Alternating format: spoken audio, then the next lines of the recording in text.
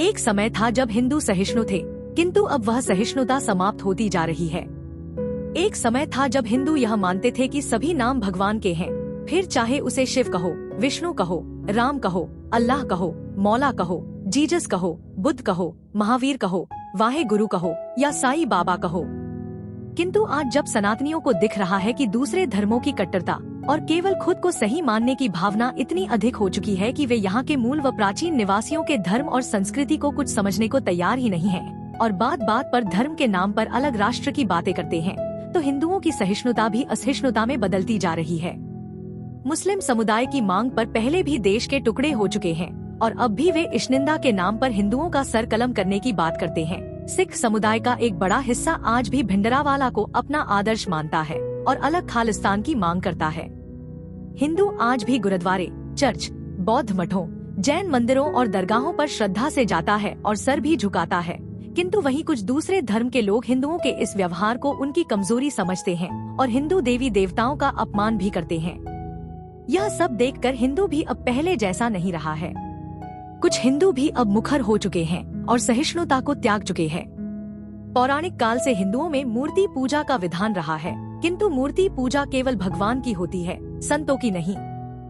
कुछ स्थलों पर संतों की मूर्तियां अवश्य स्थापित होती हैं, किंतु उनकी भगवान की तरह पूजा नहीं की जाती।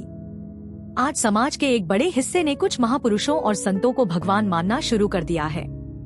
संतों और महापुरुषों को भगवान मानने में कोई बुराई नहीं है, जब तक वह व्यक्तिगत स्तर पर है।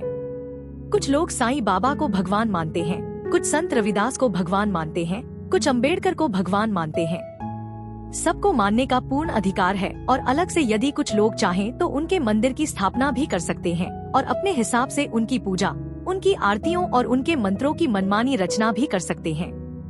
किंतु यदि कोई यह कहे कि नहीं, मुझे तो अपने संत या गुरु की प्रतिमा किसी शिव मंदिर या किसी राम मंदिर में ही स्थापित करनी है, तो यह अपने विचारों को दूसरों पर थोपना हो जाएगा।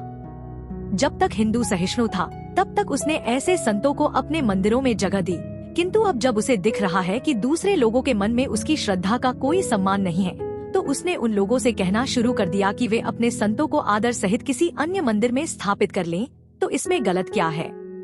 यदि यह बात मान भी ले कि साईं बाबा सभी धर्मों को एक समान समझते थे और हिंदू मुस्लिम एकता का प्रचार करते थे, तो भी हिंदुओं को उन्हें भगवान मानने की कोई बाध्यता नहीं है। कमाल की बात तो यह है कि साईं बाबा मूर्ति पूजा के समर्थक नहीं थे, किंतु आज उन्हीं के भक्त उनकी मूर्ति को मंदिर में लगाना चाहते हैं। साईं बाबा का धर्म हिंदू था या मुस्लिम, इस बारे में सदा विवाद रहा है, क्योंकि उन्होंने स्वयं भी कभी अपने धर्म के बारे में स्पष्ट विचार नहीं रखे, क्योंकि वे हिंदू और मुस्लिम दोनों धर्मों का सम्मान करते थे। आज भले ही कुछ साईं भक्त उन्हें हिंदू ब्राह्मण बताएं, किंतु सत्य यह है कि उन्हें उनके जन्मजात धर्म व जाति से जोड़कर नहीं रखा जा सकता। एक बार को यदि उन्हें ब्राह्मण मान भी लें, तो भी इससे उनकी मूर्ति मंदिर में स्थापित करने का अधिकार नहीं मिलता।